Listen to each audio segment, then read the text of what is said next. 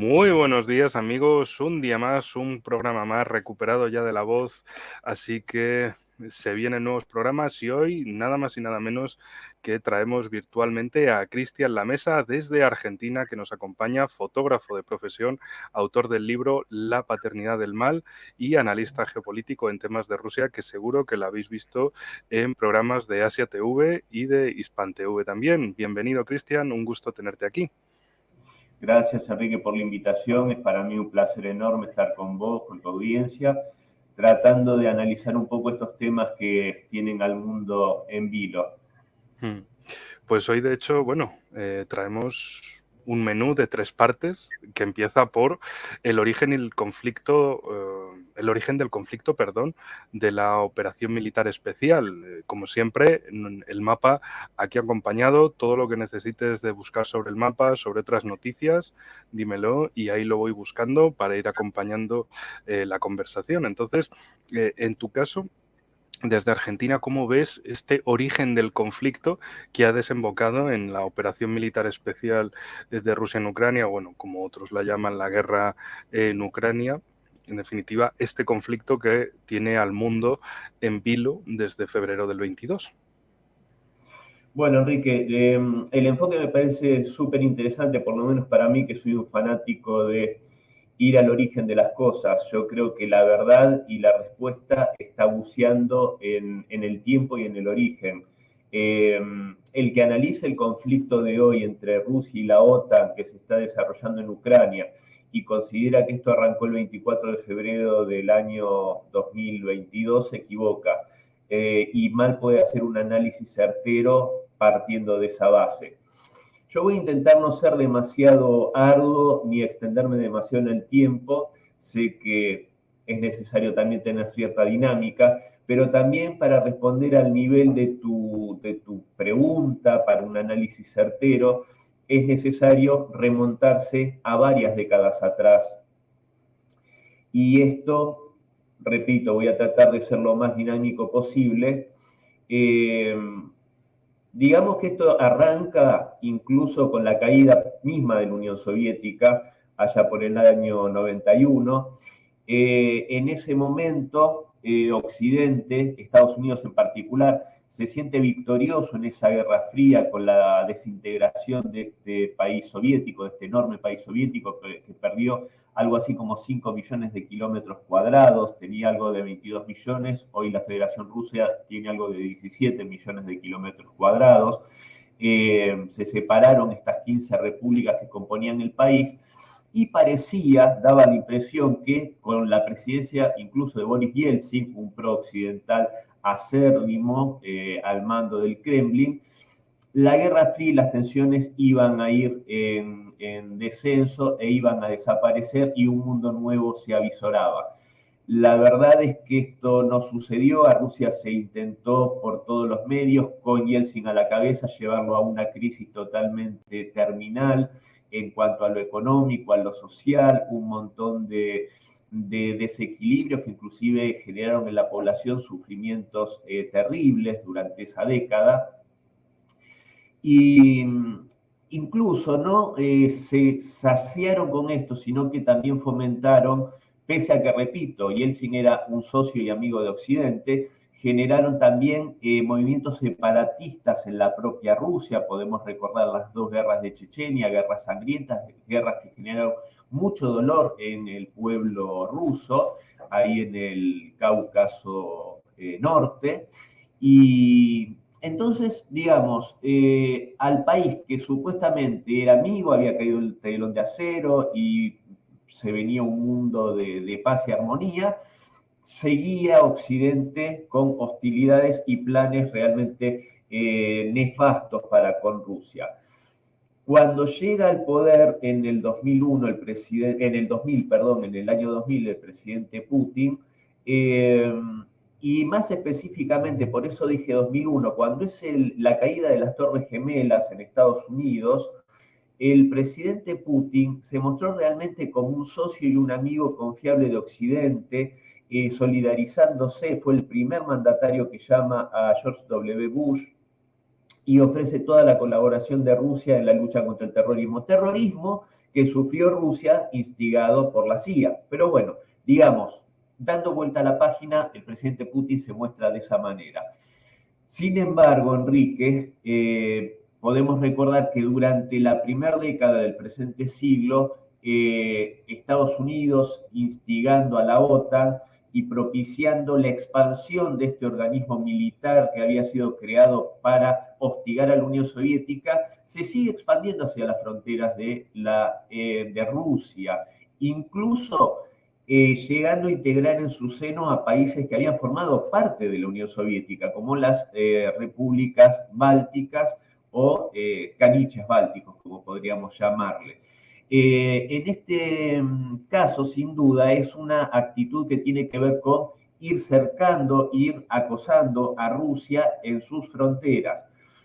Esta situación, que no es menor, que incluso también se buscaba sumar a la Organización Atlántica, a Georgia, recordemos las revoluciones de colores que se dieron ahí poniendo en el poder a este delincuente llamado Mikhail Saakashvili, las revoluciones también de color que se dieron, la Revolución Naranja en Ucrania, quitándole la victoria al presidente Yanukovych en la elección de, siempre se me confunde el año 2004-2005.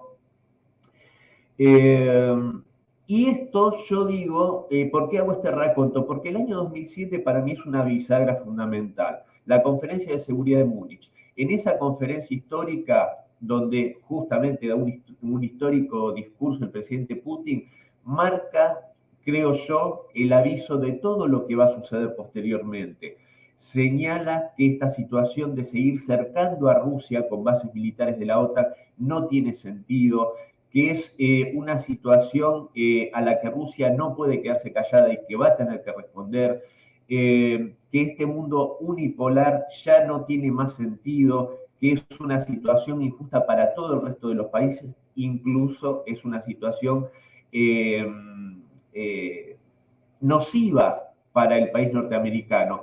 Dando toda esta conferencia, todo este discurso, perdón, ante Angela Merkel, ante el senador McCain, ante todos estos mandatarios occidentales que no podían creer lo que estaba diciendo este mandatario ruso, atreviéndose a poner condiciones y a poner a Rusia nuevamente en la arena internacional como un jugador de peso, vemos que un año después instiga a la Organización Atlántica y Europa a Georgia, a través de vuelta, Mikhail Saakashvili, a atacar a Osetia del Sur, y también estaba planeado atacar a Abjasia, estos dos territorios dentro de Georgia que tienen una independencia de facto, intentando ni más ni menos que una limpieza étnica contra estas poblaciones rusófonas y atacando al cuerpo de paz de Rusia en ese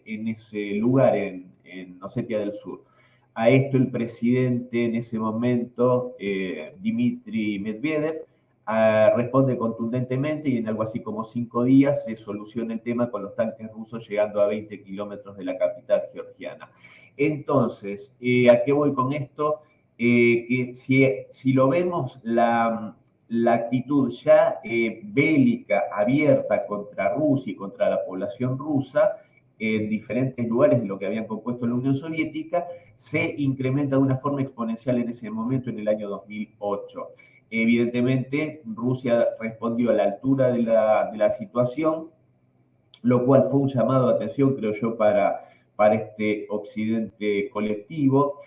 Y a partir de ahí también Rusia siente una doctrina que tiene que ver con que Rusia nunca más permitirá que se masacre a rusos en cualquier lugar del mundo donde sea. Evidentemente refiriéndose a esas 14 repúblicas donde obviamente, al igual que en Rusia, quedaron habitantes de diferentes nacionalidades.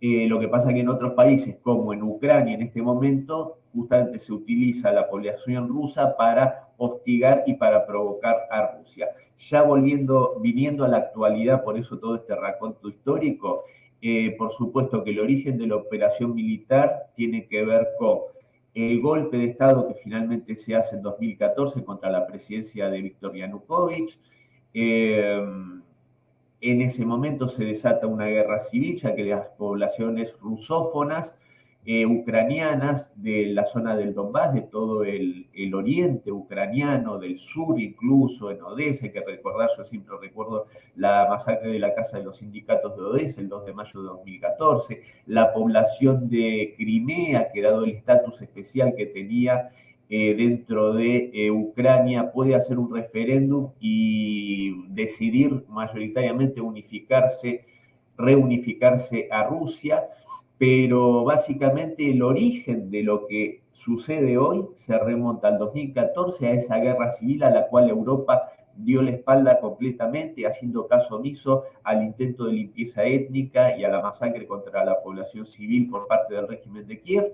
Y vienen después los acuerdos de Minsk, en los cuales participan como garantes Rusia, Francia y Alemania, para que la parte del gobierno de Kiev dialogase y llegase a términos de una paz negociada con las poblaciones del Donbass, otorgándole una amplia autonomía para que puedan, por ejemplo, hablar su lengua materna sin ninguna restricción, como sí le había impuesto el gobierno central de Kiev, con la prohibición de la lengua no solo rusa, sino también, por ejemplo, húngaro a los residentes de Transcarpatia en el occidente ucraniano.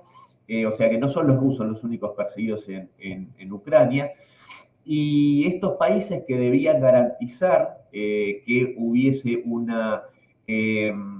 alto al fuego, que no se usase armamento pesado y que se llegase a esta negociación y que esto hubiese permitido que estas zonas hubiesen permanecido bajo soberanía ucraniana. Eso es lo importante que hay que destacar, Enrique, que si Occidente hubiese puesto buena fe en las negociaciones de paz, ni se hubiese desatado la guerra y estas regiones con autonomías que no son ni más ni menos que las que ustedes en España conocen sobradamente, seguiría la soberanía ucraniana sin ningún tipo de modificación. Esto no sucedió. Angela Merkel, al igual que François Hollande, declararon hace algunos meses que los acuerdos de Minsk en realidad nunca habían pensado en que fueran cumplidos, sino que esto era una herramienta para fortalecer a Ucrania militarmente y prepararla para esta guerra. Lo mismo dijo Petro Poroshenko, el presidente electo después del golpe de Estado en Ucrania. Y el único país, paradójicamente, que respetó a rajatabla los acuerdos de Minsk fue Rusia, que ni siquiera reconoció la independencia de las repúblicas del Donbass, cosa que la misma población rusa le pedía al presidente Putin. Bueno, el 16 de febrero del año pasado se comienza una ofensiva exponencialmente grande en cuanto al fuego de artillería y al bombardeo contra las regiones del Donbass, contra la población civil, lo que era el preludio de una limpieza étnica en toda regla contra los ciudadanos de esa región del oriente ucraniano. Esto, por supuesto, que Putin ya no lo iba a tolerar. Esto, como decimos Argentina, pasó de castaño oscuro. Y el 22 de febrero reconoce las independencias de Donetsk y Lugansk. Y el 24 se inicia la operación militar como respuesta a una solicitud de protección por parte de Rusia a estas regiones, que repito, en una limpieza étnica en toda regla lo que se iba a desatar. Así que bueno, esa es más o menos mi visión histórica en este raconto de la situación al día de hoy. Muchísimas gracias, Cristian. Y de hecho, apunté dos detalles. El George W. Bush o Bush Jr., que fue el presidente de Estados Unidos entre 2000 y 2008, es una figura muy interesante porque, bueno, sabemos lo que apoyó, las invasiones de Afganistán y de Irak, la creación de ese concepto de eje del mal, de una serie de países en el mundo que debían ser atacados porque representaban una amenaza a la paz y la seguridad mundiales.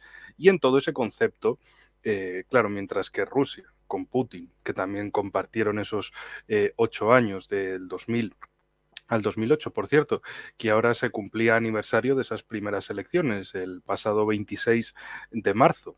pero del año 2000 fue cuando Putin ganó sus primeras elecciones, porque venía siendo el presidente temporal desde el 31 de diciembre del 99. Pero bueno, más allá de eso, la figura de George Bush es muy importante en todo esto, porque fue el momento en el que Rusia, y como tú bien señalaste, aparece ese discurso de Putin en Múnich en 2007 diciendo poco menos que hasta aquí llegamos, es decir, nosotros queremos occidentalizarnos, pero que respeten nuestra soberanía ante todo.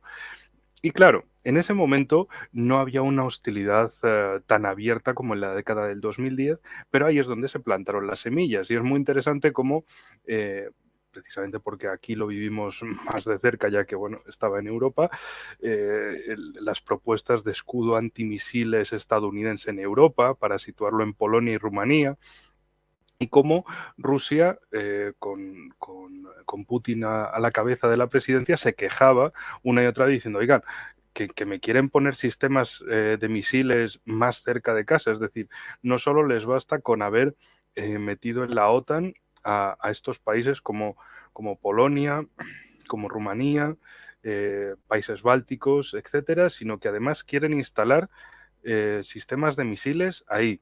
Y claro, la excusa era, bueno, chicos, es que tenemos miedo de que Irán nos ataque, de que Corea del Norte nos envíe misiles. Y claro, debe ser que en Estados Unidos ven el mapa así y son terraplanistas políticos, es decir, piensan que desde Irán, desde luego van a enviarlo hacia el oeste, pasando por Europa, y por supuesto, para Corea del Norte es que el mapa no funciona así.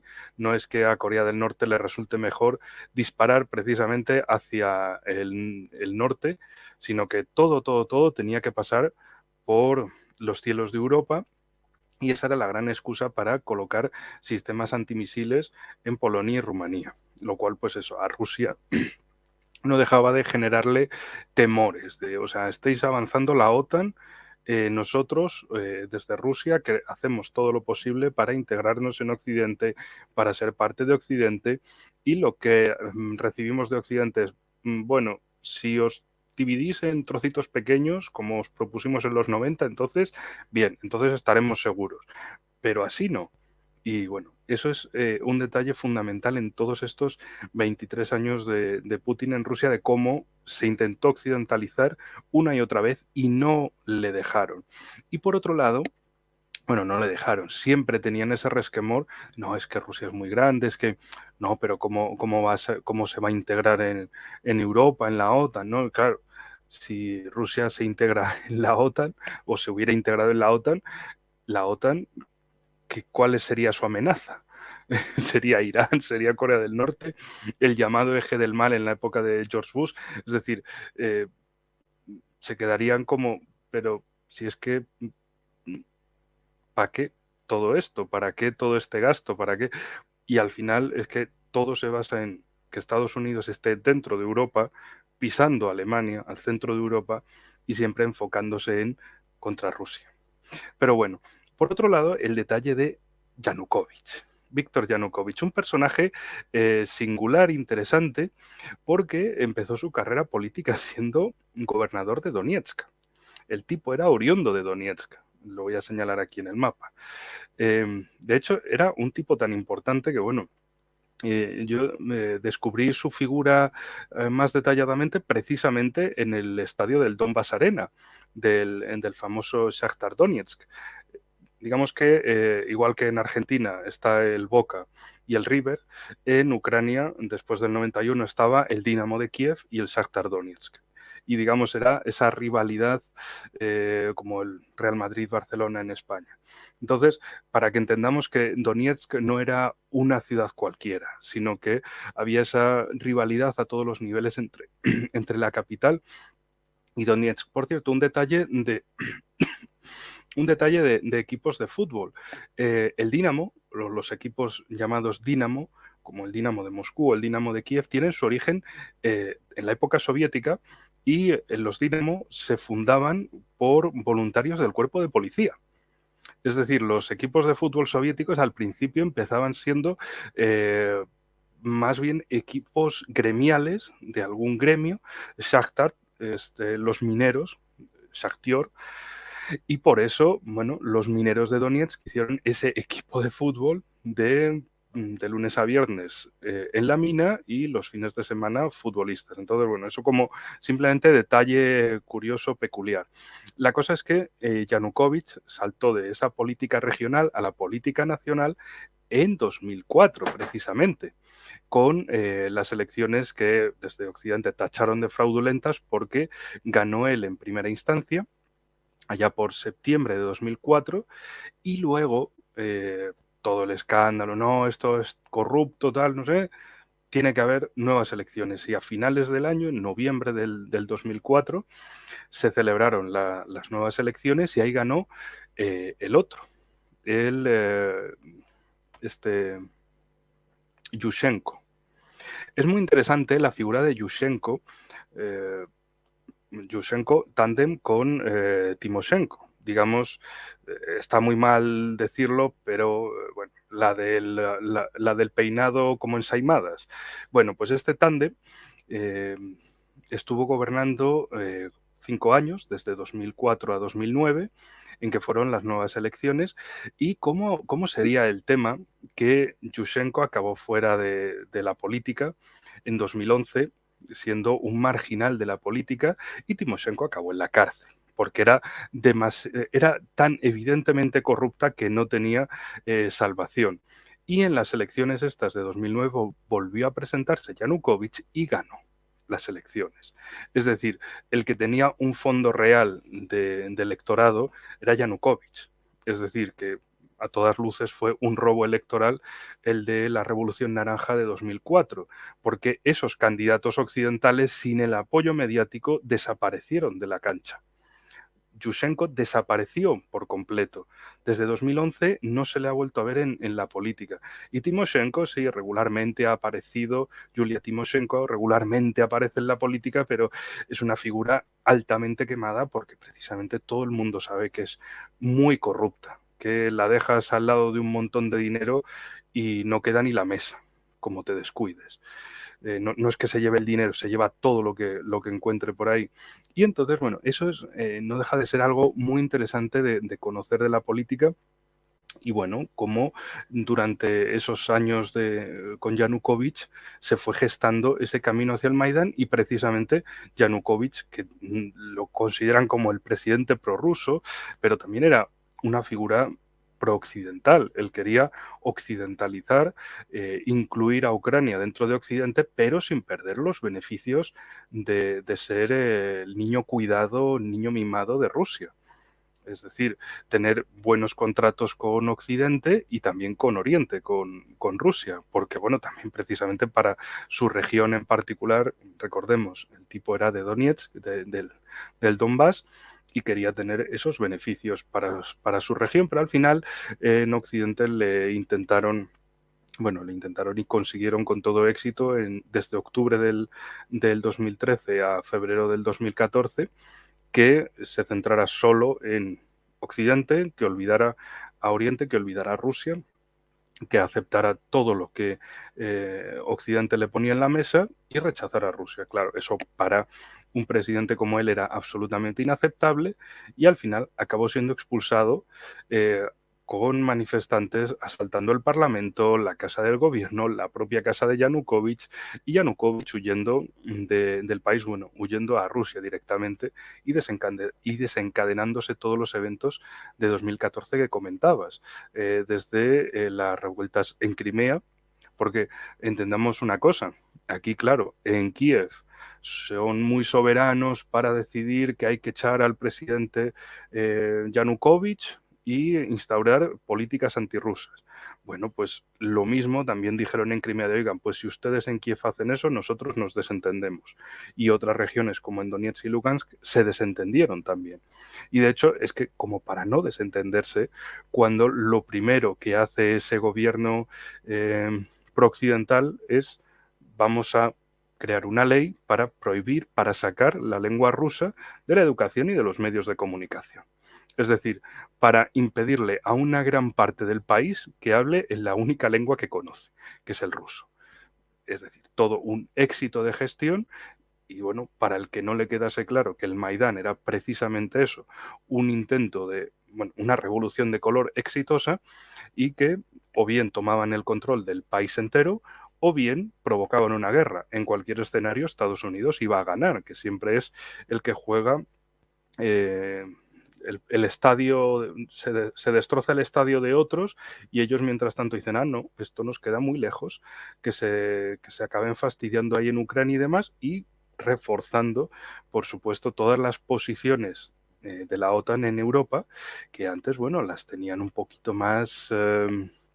bueno, si Rusia no es tan amenaza evidente, ¿para qué todo este gasto? Y ahora lo tienen como, ¿veis? Es que os lo estuvimos diciendo, Rusia es mala, Rusia es mala, Rusia es mala. Claro, a base de presionar a otros países y llegar hasta su línea roja, pues es normal que acaben retornando en estas situaciones. Pero bueno, la cuestión ahí es, llevamos un año, más de un año, de operación militar especial de Rusia en Ucrania, de guerra en Ucrania, llámese cada uno como lo prefiera llamar, pero llevamos un año especial de conflicto activo y de un Estados Unidos que ha enviado armamento también. Bueno, podemos hablar un poco también de tu percepción desde Argentina de cómo se han visto esos envíos de armas. Sí, envíos masivos, pero progresivos, de ahora se envía una cosa, ahora se envía otra cosa, ya vemos si dentro de unos meses enviamos tal cosa, etcétera, etcétera, y de todo, digamos, de todos esos chanchullos en torno a la guerra en Ucrania, es decir, la cuestión de la energía, de los alimentos, del comercio, de todo esto que ha afectado tanto a Rusia como a Europa, como bueno, a Ucrania desde luego claramente todo es negativo lo que le ha afectado, a pesar de que Zelensky se jacta y se alegra de que el mayor fondo buitre del mundo, BlackRock, eh, esté invirtiendo en Ucrania, pero bueno, endeudados hasta el año 4000 es poco para él. La cuestión aquí es entrar en el segundo bloque de la situación actual, es decir, ¿cómo ves esta situación actual? ¿Cómo está el movimiento de estos actores como la OTAN y como Rusia en particular en todo este conflicto? Bueno, a ver, yo acá iba tomando algunas notas de acuerdo a lo que vos analizabas también muy detalladamente y muy acertadamente. Y la situación actual para mí se da de una forma muy compleja, extremadamente compleja. ¿Por qué? Porque yo considero que el peor enemigo que uno puede tener es un enemigo idiota. Y yo creo que en uno de las partes, en uno de los lados de este conflicto, o sea, el lado occidental, no hay uno, sino que está plagado de idiotas. Porque es muy difícil, digo esto porque es muy difícil anticipar lo que va a ser un idiota, porque puede hacer cualquier cosa. Y voy a ejemplificarlo con casos concretos. Por ejemplo, hace no más de un par de meses atrás, el expresidente Donald Trump decía que indudablemente Biden iba a llevar a los Estados Unidos a la Tercera Guerra Mundial, que iba a llevar al mundo a la Tercera Guerra Mundial. Y para sostener esta afirmación, el expresidente Trump no hacía más que citar al propio Biden. ¿Qué decía? Biden está anunciando que va a mandar los tanques Abrams estadounidenses a Ucrania. Y el mismo Biden, hace 8 meses atrás aproximadamente, había dicho que no podía mandar tanques a Ucrania porque eso generaría la Tercera Guerra Mundial. Entonces, ¿cuál es el Biden sensato, si es que lo hay, o aconsejado por sus amigos invisibles? El Biden que dice no podemos cruzar esta línea porque vamos a provocar una tercera guerra mundial, o el que después dice sí, vamos a mandar los tanques, que en realidad tampoco los va a mandar porque ya sabemos que esto fue un blef para que Alemania, como suele ocurrir, entrase en el juego, cayese en la trampa con la promesa de ellos también mandar sus tanques Leopard. Entonces, Esto marca también una incoherencia por parte de este occidente colectivo, por los líderes occidentales. Como vos bien marcabas, como yo traté de analizar en este derrotero que nos lleva prácticamente de la caída de la Unión Soviética hasta el día de hoy, si hay algo que no se puede decir del presidente Putin es que sea incoherente. Hay una línea de coherencia entre sus declaraciones desde el primer momento de su llegada a la presidencia hasta el día de hoy. Es absolutamente coherente en cuanto a sus políticas, a su posicionamiento geopolítico, a sus intereses en cuanto a la seguridad nacional de Rusia y a la protección del país como obligación que tiene como presidente y de su pueblo. Y por el otro lado tenemos incoherentes, tenemos a una ministra de Relaciones Exteriores alemana, Annalena Baerbock, que le dice a sus colegas europeos que están en guerra con Rusia abiertamente, lo cual desconocíamos que Alemania le había declarado la guerra a Rusia, después desdiciéndose. Tenemos tuvimos a mandatarios como la primera ministra Liz Truss, también un desatino completo, incluso ignorante en cuanto a geografía, desconociendo la soberanía de Rusia sobre dos ciudades rusas, si no me acuerdo era Voronezh y no recuerdo la otra, que el canciller Lavrov le dijo que si Y acaso Rostov del Don. Rostov del Las, Don, que le dijo, sí, esta de aquí y esta de aquí. Que varones. luego sí, Claro, Liz Truss salió llorando diciendo, es que me han engañado, es que no sé qué. Oiga, sí, señora, pero si usted no sabe dónde está el conflicto, ¿para qué se mete?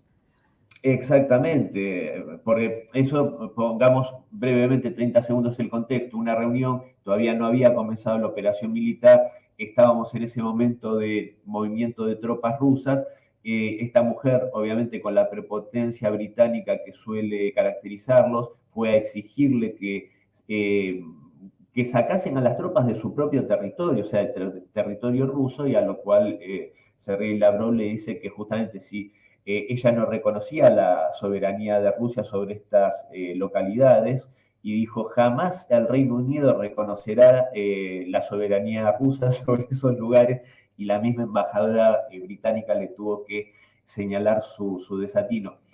Esto podría ser una anécdota jocosa, Enrique, pero es muy peligroso cuando hablamos y decimos que estos individuos son los que tienen la paz mundial o la posibilidad de una tercera guerra mundial que será nuclear sin lugar a dudas en sus manos. La primera ministra finlandesa, Marin, que dice que su territorio está totalmente dispuesto, a una vez ingresado en la OTAN, a albergar armas nucleares apuntando a Rusia.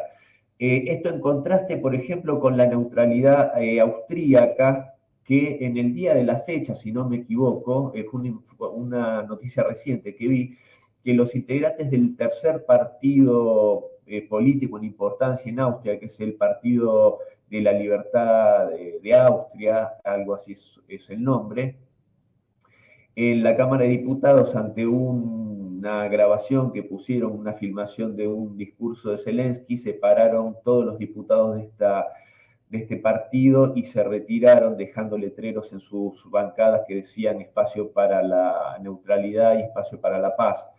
Y lo traigo a cuenta esto por lo siguiente. No se entiende demasiado bien esta especie de paranoia que padecen ciertos países europeos, como Finlandia, por ejemplo, que durante toda su historia como país neutral, si no me equivoco, viene del año 1947, no tuvo ningún tipo de conflicto ni de amenaza por parte de la Unión Soviética ni por parte de Rusia, y no le ha ido nada mal como país, siempre ha sido puesto como ejemplo. Lo mismo, es exactamente el mismo el caso de Austria, por eso lo traía a cuento. Entonces, de repente estas situaciones en las cuales se pinta a Rusia, como vos bien decías, como el malo, malo, malísimo, que amenaza a todo el mundo, en realidad, a mi modo de ver, no amenaza a nadie, lo que pedía porque también hay que señalar no solo la violación de los acuerdos de Minsk, sino la propuesta que se hizo allá por diciembre del año 22 de garantías de seguridad mutuamente y jurídicamente vinculantes para Occidente y para Rusia, que fueron totalmente despreciadas por Estados Unidos, en las cuales no se pedía ni más ni menos que un estado de neutralidad para Ucrania similar al de Finlandia, al de Austria, que repito, no le fue mal con esta neutralidad. Nada de esto hubiese sucedido si no se hubiese realmente tomado tan a la ligera las peticiones de Rusia, que eran más que lógicas y razonables. Y para esto, me permito, Enrique, espero no irme demasiado por las ramas, pero señalar que mientras que a mi modo de ver Rusia no amenaza a Occidente, sino que simplemente, al igual que China, busca prosperar, crecer y hacer negocios con los socios que quieran hacer negocios con el país eslavo, con el país chino. Lejos de amenazar a otros, sí es concretamente amenazado. Y Occidente no ni siquiera disimula esta amenaza. Vos hablabas del desmembramiento, de picarlo en pedacitos pequeños a Rusia en pequeños países. Esto yo no me canso de repetirlo porque esto es como, es muy evidente y uno ni siquiera tiene que esforzarse por probar lo que dice, porque la misma parte occidental lo dice. Hay un organismo que se llama la Comisión Helsinki, Comisión para la Seguridad y la Cooperación en Europa. Esta comisión, repito, Helsinki como nombre coloquial, es un organismo que depende del Congreso y del Ejecutivo norteamericano. Esta comisión Helsinki, el 12 de junio, si no me equivoco, te lo voy a corroborar, el 23 de junio, perdón, del año pasado, hizo una conferencia que se llamaba Descolonizando a Rusia. En esta conferencia se hablaba sin eufemismos sobre la necesidad de desmembrar a Rusia en muchísimos estados étnicos nacionales, generar justamente estos separatismos, y yo quisiera ver cuál sería la reacción de Estados Unidos si esto mismo lo plantease un organismo oficial dependiente del Estado ruso. Entonces, cuando el presidente Putin marca que este conflicto en realidad significa una amenaza existencial para el Estado ruso, no está padeciendo de delirio persecutorio ni de ningún tipo de paranoia. Está simplemente respondiendo a lo que dice, por ejemplo, esta comisión, a lo que han dicho líderes como Lech Walesa, el primer presidente polaco de la era postsoviética, que dijo que prácticamente había que aniquilar a Rusia. Esto mismo lo planteó una diputada polaca, eurodiputada polaca, ahora no tengo el nombre en mi cabeza, pido disculpas, que planteó que se debía, que no había que tener miedo en el tema de separar a Rusia en diferentes estados, que se podía hacer de una forma armoniosa y que no revestiría ningún peligro. Entonces, esta gente es la que tiene gran parte de la paz mundial en sus manos, y hay otro sector que tampoco me canso de decirlo, porque también hay una colisión interna, considero yo, dentro de Occidente, especialmente dentro de Estados Unidos, sectores políticos que sí están llamando creo yo, a la moderación, al diálogo y a mostrar que esta situación no va a ser para nada beneficiosa para Estados Unidos. Una voz representativa de esto es el casi centenario Henry Kissinger, que paradójicamente, de haber sido un personaje bastante poco simpático en Latinoamérica, por ejemplo, y en otros lugares, pero no se puede dudar la categoría de político y de estadista, y en esta situación en varias ocasiones ha llamado a la paz, incluso a que Ucrania resigne la situación territorial actual y que se vaya a una mesa de negociaciones. Pero bueno, en definitiva, y con esto cierro esta parte, Enrique, yo creo que el anhelo final del mundo anglosajón, principalmente de Estados Unidos y del Reino Unido, secundados por estados como Polonia, que siempre tuvo... A Polonia lo describió muy sabiamente un político británico, justamente, no ni Putin ni Joseph Stalin. Winston Churchill dijo de Polonia, la caracterizó como la hiena de Europa. Esto palabras de Winston Churchill. Polonia es la hiena de Europa. Hacía referencia a que siempre, obviamente, como una hiena, iba tras la presa debilitada, tras la carroña, y siempre tuvo ambiciones imperialistas sobre Rusia. Bueno, creo que el mundo anglosajón, secundado por estos países, siempre tuvieron y desgraciadamente van a tener la ambición de desmembrar a Rusia en diferentes estados, gobernados por seguramente oligarquías locales, prooccidentales, que hagan lo que, sin ir más lejos, desgraciadamente pasó en muchos países de nuestra querida Latinoamérica, que han sido justamente separados en pequeños estados, fáciles de dominar, a cargo de oligarquías locales que han vendido la soberanía y el interés nacional hacia estos países en desmedro de los intereses de sus pueblos. En Rusia esto evidentemente no pasa y no va a pasar dado el carácter patriótico de este pueblo. De hecho, aquí podéis ver la Comisión Helsinki de Estados Unidos, de Colonizing Russia, y demás imágenes, mapas. Es también muy interesante por lo absurdo que tanto contra Rusia como contra China utilicen esa idea de que son imperios coloniales que deben ser descolonizados. Y esto lo dice Estados Unidos. Es decir, han usado mapas como este para decir que lo verde es Moscovia, que no es Rusia, que solo esto es Rusia y lo demás es imperio colonial, y que lo verde es la Rusia de 1476 y demás, y es como de, vamos a ver, en 1400, si nos retrotraemos a 1476, desde luego quien más va a perder es Estados Unidos, que ni siquiera va a existir.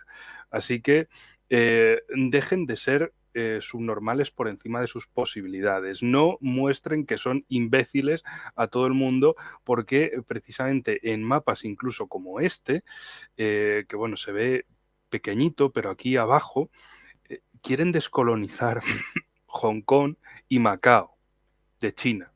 Es decir, dos territorios que existen porque Macao era una colonia portuguesa y Hong Kong una colonia inglesa.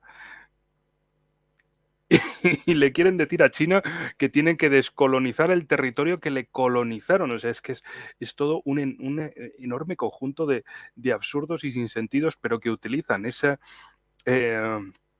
lenguaje que les ha servido durante décadas precisamente en todo el continente americano, con esa filosofía de la descolonización, el enfoque decolonial, etcétera, etcétera, y esto creen que lo pueden aplicar también al caso euroasiático, al caso de Rusia y China. Pero bueno, es que, en fin, creen que tienen un arma de destrucción masiva, pero en realidad es un arma de distracción y difamación masiva, pero nada más, nada más que eso. Luego, pues todo lo que quieran ver sobre este proyecto de Estados Unidos, de decir directamente descolonización de Rusia, eso sí, también es muy interesante, y si mal no recuerdo fue la cuenta oficial de la Embajada de Rusia en España, que publicó una imagen diciendo que también Estados Unidos debería descolonizar el territorio que le ocupó a México a mediados del siglo XIX, que bueno, ya un año de retraso con esto, pero parece que ya empiezan a dar respuestas simétricas de, oigan, si ustedes van con este discurso, tienen mucho que perder. Así que, bueno, todo lo que ustedes quieran. Recordarán algunos esos mapas de como para intentar burlarse de Rusia, de Moscú en concreto, diciendo, mira, mira, cuando Kiev tenía iglesias y no sé qué, Moscú era un bosque. Chicos, que en Estados Unidos todo era un bosque hasta mediados del siglo XIX. Así que no queráis burlaros de otros países, porque en historia vais muy mal y en historia no vais a conseguir ningún éxito contra países fuera del vuestro. Así que, en fin.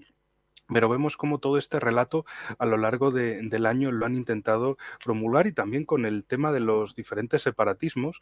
De hecho, yo siempre menciono el grupo Free Buriatia, que lo encontré en Twitter, y literalmente en su página web ponían que su sede estaba en Alexandria, que ahora, perdón, que ahora mismo os lo pongo en el mapa para que veáis dónde está Alexandria, porque es como, pero por favor, ¿podrían intentar ser menos evidentes? Es decir, durante todo este año se han creído que lo suyo es tan importante, es tan bueno, que pueden llamar a la destrucción de otros países de forma abierta, evidente, sin ningún problema, sin ningún reparo, sin ningún tapujo. Bueno, aquí está Alexandria, al sur de Washington, D.C.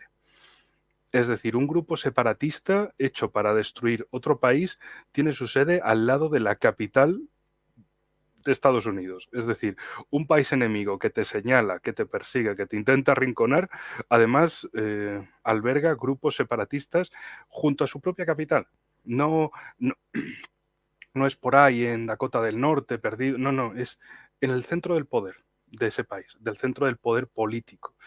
Bueno, en fin, estas son una serie de cosas increíbles y, bueno, que también se juntan a, bueno, un personaje como Josep Borrell siempre que da para mucho que hablar, ex ministro de Exteriores en España, con el gobierno socialista de Pedro Sánchez, muy importante.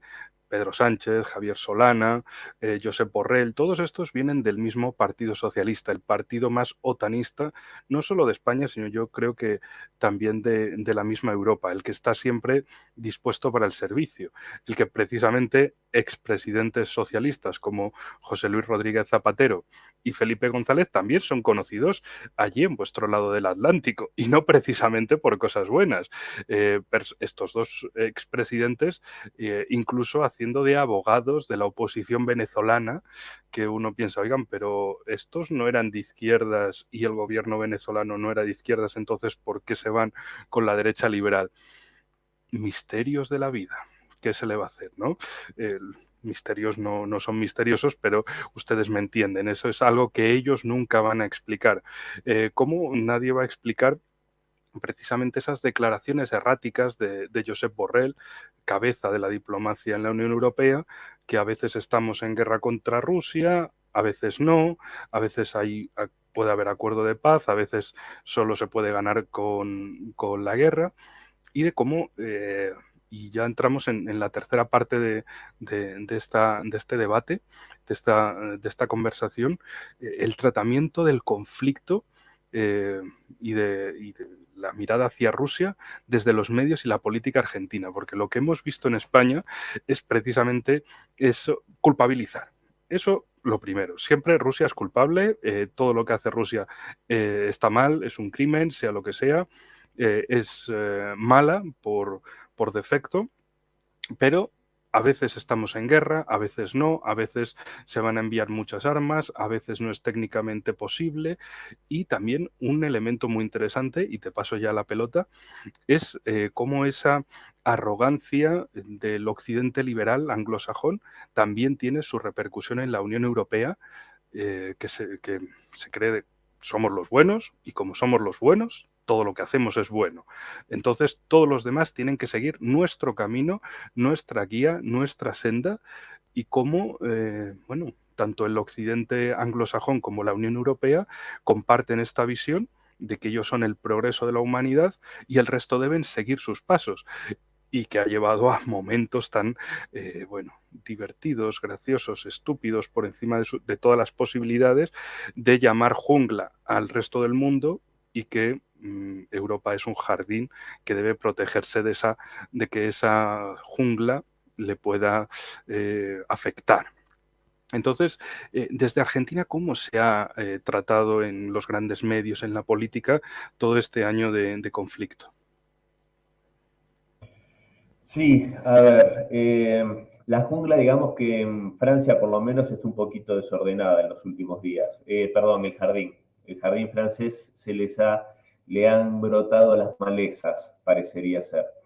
Eh, Antes de entrar, si me regalás un minuto, antes de entrar al tratamiento acá en Occidente, quería hacer una breve reflexión respecto a esto que decías que me parece muy interesante. Estados Unidos, en su infinita soberbia y en su historia de algo menos de 250 años como Estado, pretende enseñarle a vivir a civilizaciones milenarias, como la rusa, la china, etcétera. Esto evidentemente habla de una soberbia que se entronca con esto que vos señalabas respecto de, como para ejemplificarlo, en este personaje Josep Borrell, que tiene una soberbia racista muy grande, creo, en su personalidad, y lo que me parece lamentable cuando viene a Latinoamérica y se reúne con mandatarios y todos parece que tienen una especie de temor reverencial a pedirle algún tipo de explicación, no solo a él, a la jefa del Comando Sur, cuando habla de las riquezas naturales de Latinoamérica como elementos de la seguridad nacional de los Estados Unidos. No, a ver, son riquezas naturales latinoamericanas, pero bueno, claro, ellos entienden que este es su territorio y bueno, desgraciadamente tenemos mandatarios que no siempre están a la altura de las circunstancias. Y respecto a esto que decías de los separatistas, bueno, los grupos mapuches aquí en Argentina, también separatistas, tienen sede en Londres. Ese es interesante, otro dato. Respecto al tratamiento en Occidente de los, especialmente de la operación militar especial a partir del 24 de febrero del 22, por lo menos aquí en Argentina, es lamentable. Es realmente lamentable la falta de conocimiento y cómo a partir de un momento parecería ser que todos son eruditos, todos son entendidos y saben de lo que se trata. Simplemente viendo un par de videos o leyendo un par de artículos de medios europeos o norteamericanos. A mí me pasó, Enrique, hace un año yo estaba en Rusia justamente. Pasé algo más de 3 meses allá. Y cuando estalla el conflicto con la operación militar especial, mejor dicho, cuando entra Rusia a participar, porque como ya dijimos, la guerra civil lleva 9 años, me llamaron muchos medios, especialmente de aquí de Argentina, porque yo, da la casualidad que un año antes, algo más de un año antes, había escrito una serie de artículos en un portal que está disponible para el público, si quieren buscarlo, es un portal que se llama Identidad Colectiva, que es de aquí de Argentina, y había escrito una serie de artículos sobre variados temas que tenían que ver con Rusia, con la ex Unión Soviética, pero varios de ellos hablaban del conflicto en el Donbass, y en uno de ellos particularmente yo señalaba que de seguir la escalada que llevaba a cabo la OTAN, respaldando al régimen de Kiev para intentar un genocidio contra la población del Donbass, a Rusia y a Putin no le iba a quedar otro remedio que intervenir de forma militar. Esto, cuando yo lo escribí, muchos me decían que era un delirio, porque yo incluso hablaba del peligro que eso entrañaba respecto a una tercera guerra mundial. Bueno, al darse esta situación y al tener esta referencia, bueno, muchos medios me llamaban, debo decir la mayoría de ellos con un tratamiento muy respetuoso, porque tal vez acá no está tan polarizado como sí lo veo en España y en otros lugares. Pero sí yo me daba cuenta que gente que no podía señalar a Ucrania en un mapa me quería explicar a mí cómo eran las cosas, cuando yo lo había anticipado hacía bastante tiempo.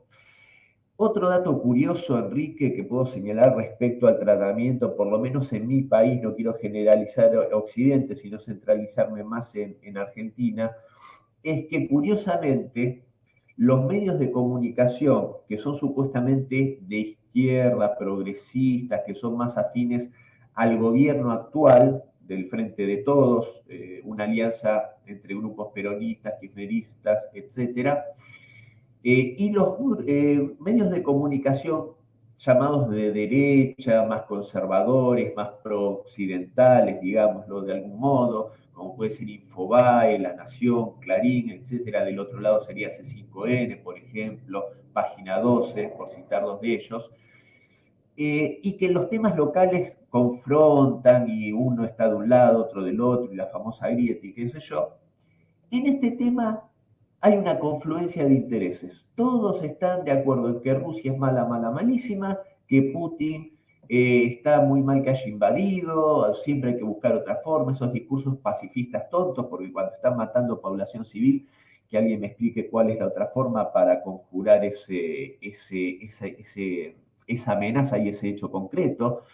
Desgraciadamente hay veces que ante la fuerza hay que utilizar la fuerza. A Hitler no se lo derrotó con poemas de amor, me parece a mí. Pero bueno, tenemos esta progresía tonta que parece que padece de un pacifismo enfermizo, pero ante el cual uno le pregunta cuál era la otra alternativa y dice, bueno, no sé, pero tiene que haber otra alternativa, lo cual no es ninguna respuesta seria.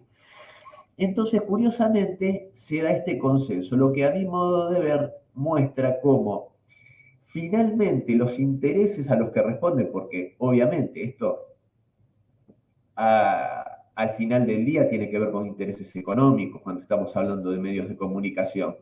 Entonces, ahí es donde también entran a jugar las ONGs, a través de las cuales el Departamento de Estado de los Estados Unidos reparten dinero generosamente en medios de comunicación.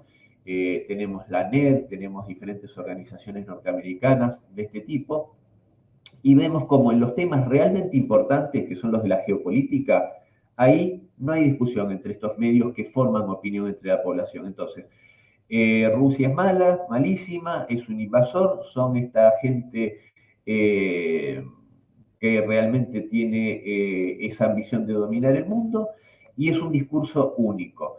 Y son pocos los medios de comunicación, ninguno de ellos de los centrales, de los más importantes, que sostienen por lo menos una mirada que tenga que ver con un análisis más profundo, una mirada histórica, una mirada más real de lo que sucede. Sin ir más lejos, por ejemplo, la cobertura y la lavada de cara que se le da al régimen neonazi de Volodymyr Zelensky. Y siempre ese discurso tonto que refiere al origen judío de Zelensky para desacreditar a los que decimos, para intentar desacreditar a los que señalamos el carácter neonazi del régimen, no de ahora, sino ya con Poroshenko y fundamentalmente desde el golpe de Estado. Y no hay más que remitirse a los hechos. Hace pocos días que vos señalabas a los amigos de Asia TV, hicimos un programa justamente detallando pormenorizadamente por qué el régimen de Kiev es neonazi, en cuanto a la simbología, a los actos, a los hechos, incluso al carácter terrorista que tiene. Entonces, acá en Occidente se le da una lavada de cara a todo esto, con lo cual se oculta la verdad a la población. Y desgraciadamente creo que lo peor que veo en Argentina particularmente y en muchos países latinoamericanos es cómo estos mandatarios, que incluso se agrava para mí el hecho cuando se autodefinen progresistas o de izquierda, y se alinean con la posición imperialista de Estados Unidos y de Europa. Alberto Fernández es uno de estos casos, que en las últimas horas estuvo reunido con Biden, y siendo que Rusia es un amigo leal de la Argentina y lo ha demostrado en innumerables ocasiones durante la guerra de Malvinas, lo ha demostrado durante la pandemia con la provisión de las vacunas Sputnik a la Argentina cuando nadie le ofrecía vacunas, lo ha demostrado cuando fue que se perdió, se hundió, desapareció el submarino Ara San Juan. Los grupos de búsqueda y rescate rusos fueron los primeros en llegar y los últimos en irse de forma totalmente desinteresada. Rusia sigue reivindicando desde toda la historia y hasta el día de hoy la soberanía argentina sobre las Malvinas. Y sin embargo, el presidente Fernández elige sentarse y tener gestos de amor con el presidente Biden, proclama su cabeza europea, textual del presidente Alberto Fernández, y su gran amistad con Macron, con Pedro Sánchez, y con todo este grupo de personajes otanistas.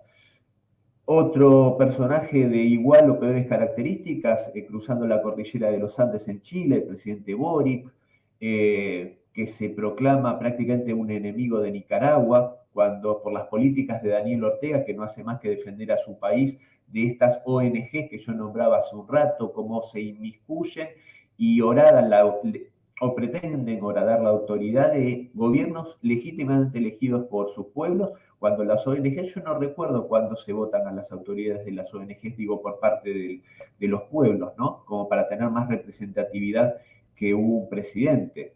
Y así, bueno, actitudes ambiguas como la de Lula en Brasil, votando en contra de Rusia, digo, hace pocas semanas en las Naciones Unidas, siendo miembro de los BRICS. Y así podría enumerar a otros que realmente para mí son iba a decir una defraudación, pero en realidad no, porque creo que los que más o menos leemos el panorama sabemos que no son más que mascaradas las que se ponen y sabemos también claramente a qué intereses responden al final del día. Así que, desgraciadamente, el tratamiento en Occidente en cuanto a los medios de comunicación es pobrísimo. Hay que buscar mucho y con lupa para obtener buena y precisa información.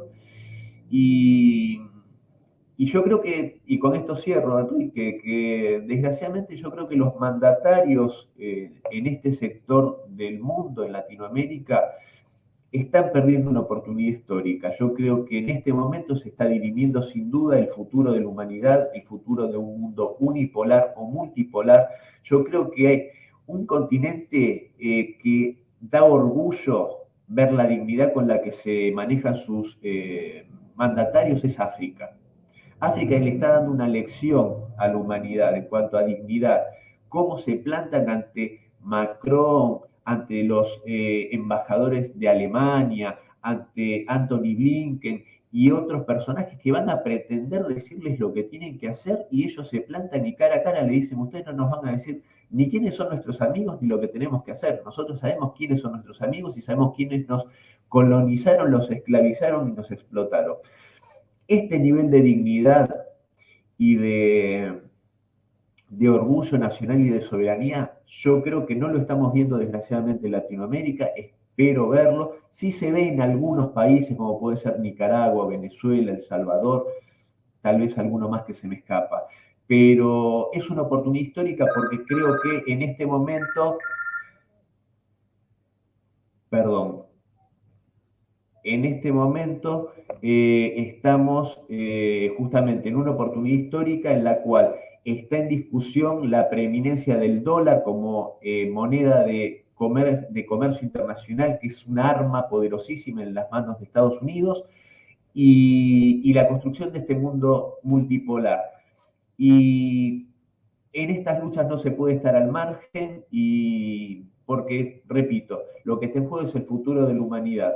Así que en Occidente, perdón, cerrando, esta es la situación, creo yo, en cuanto a lo político y a lo comunicacional. Te agradezco mucho todo el tiempo, Cristian. De hecho, varios detalles que yo siempre llamo a recordar cuando se trata de lo de las ONGs con un punto de vista actual.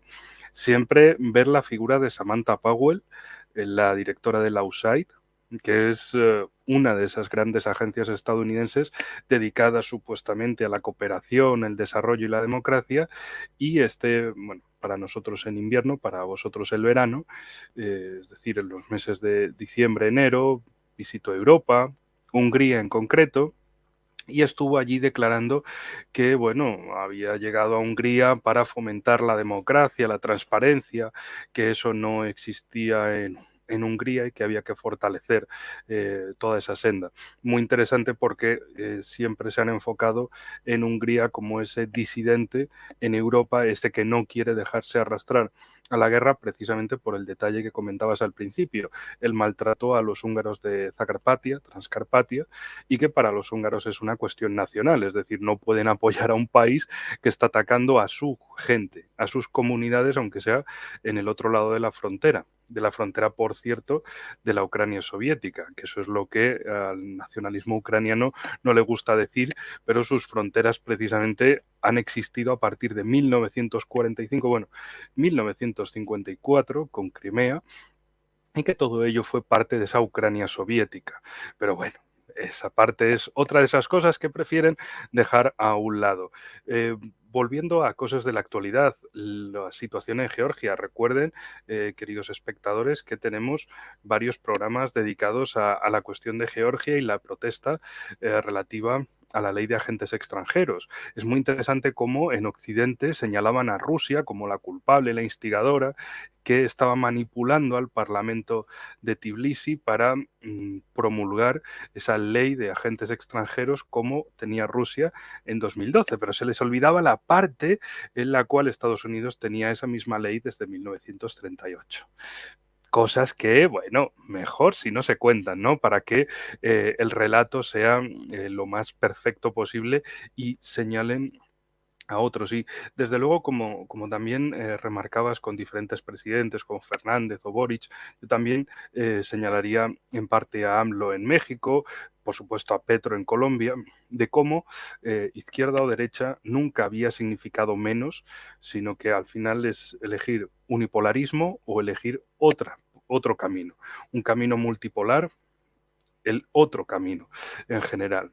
Y que eso tanto allá en América se nota como aquí en Europa, como hay esa alineación y no existe izquierda-derecha, existe unipolarismo u otra vía, multipolarismo.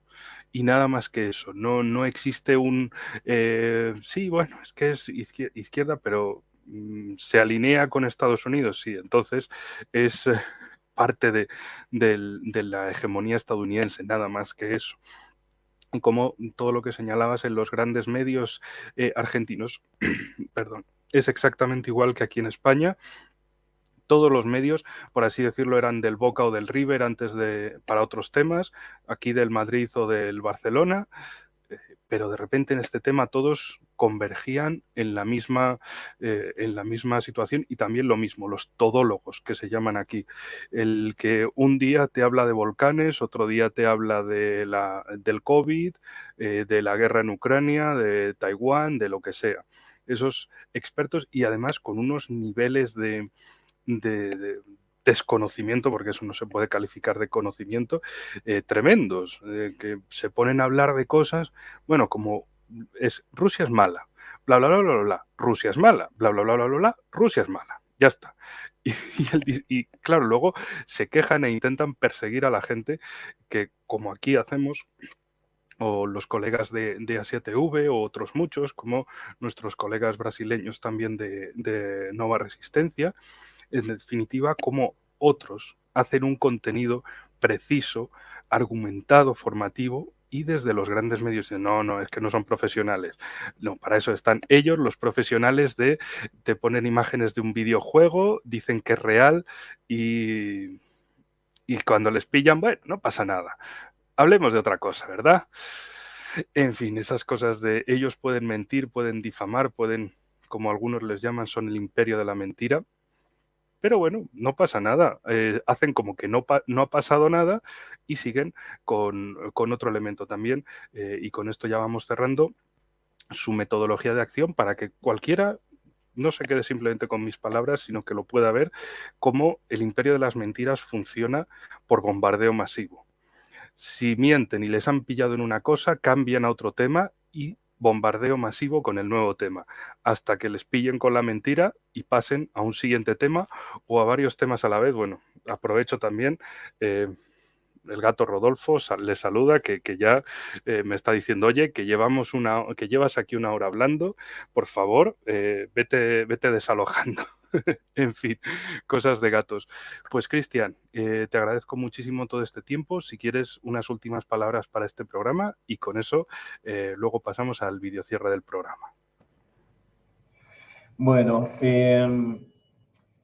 a ver, solo me quedaría agregar algo como complemento a lo que vos bien marcabas respecto al este mundo unipolar o multipolar, que en definitiva es estos gobiernos, que en definitiva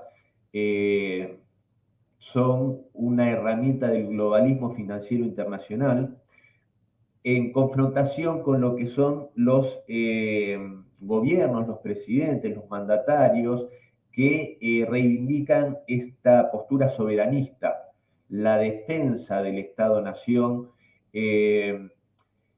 porque en definitiva el poder en Estados Unidos, en Europa y en muchos países de los nuestros incluso, no está ni más ni menos que en manos de gerenciadores disfrazados de políticos que son puestos por estas grandes corporaciones, por estos fondos de inversión. ¿De dónde viene Rishi Sunak del Reino Unido? ¿De dónde viene Macron?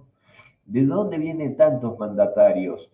¿Quién dirige al gobierno y a los guerreristas demócratas en Estados Unidos? Incluso a los republicanos, porque Donald Trump fue una anomalía dentro del sistema, que en mi opinión personal, ojalá regrese a la Casa Blanca, porque la verdad que para la paz mundial, sin duda Donald Trump fue lo mejor que pudo ocurrir, esa anomalía y ese personaje tan pintoresco. Entonces,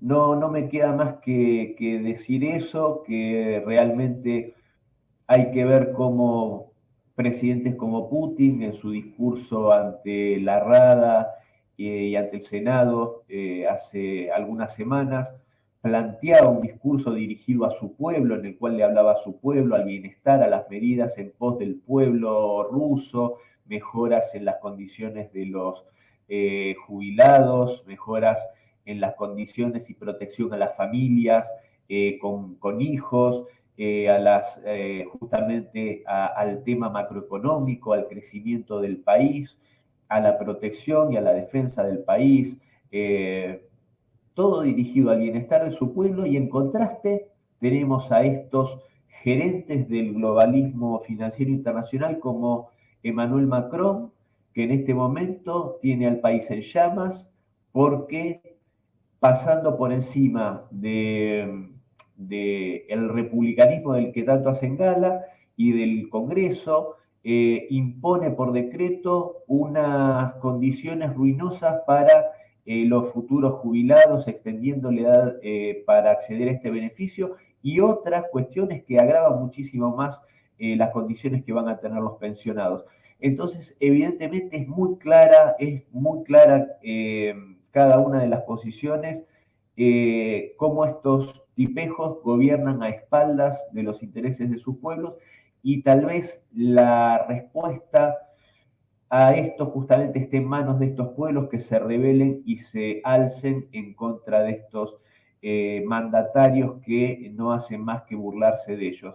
Por otro lado, no puedo finalmente más que agradecer tu invitación, Enrique. Me siento realmente halagadísimo por que me permitas hablar con vos, con tu audiencia, y bueno, nada más que eso, y un abrazo enorme.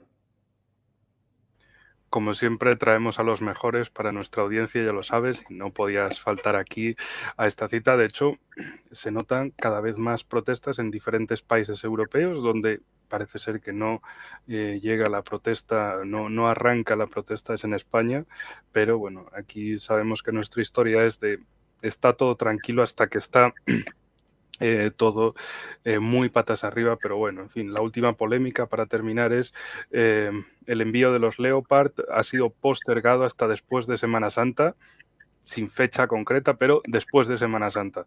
Ese enorme pitorreo de manda tú los tanques a Alemania. No, pero envíalos tú primero, Estados Unidos, yo voy después contigo, ahí de la mamos de la manita. No, Alemania, tú vete mandando los que estás más cerca, que luego ya voy yo. Y, en fin, todo. Y España diciendo, sí, yo voy a mandar 60. Y todo el mundo como, ala, más que el resto de Europa, ¿y cómo vais a hacer eso? Bueno, ya lo veremos. Nuestros yos del futuro lo dirán, pero de momento queda muy bien decir que vamos a mandar 60. En fin, eso es la parte de propaganda y guerra que tenemos ahora. Lo dejamos aquí, pero volveremos en otro programa y espero contar contigo, Cristian, en el futuro. Un gran saludo a toda nuestra audiencia en Argentina, como siempre, y cerramos con el vídeo cierre del programa. Hasta la próxima, amigos.